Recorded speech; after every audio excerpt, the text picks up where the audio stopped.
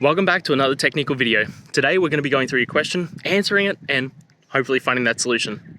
Guys, remember to stay just a little bit crazy like me, and hopefully you get to that resolution. Now, let's continue on.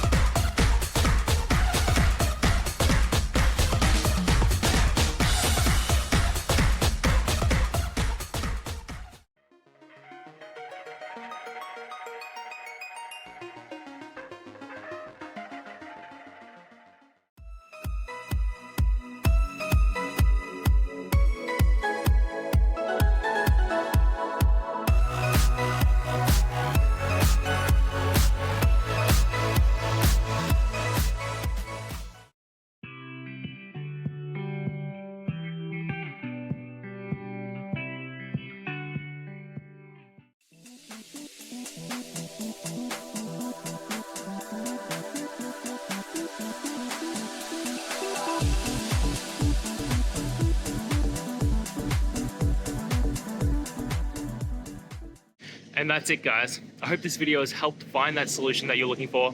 And if it did, please hit the subscribe button. I'd really appreciate it. Now, until the next time that you need technical help, I hope you have a good one.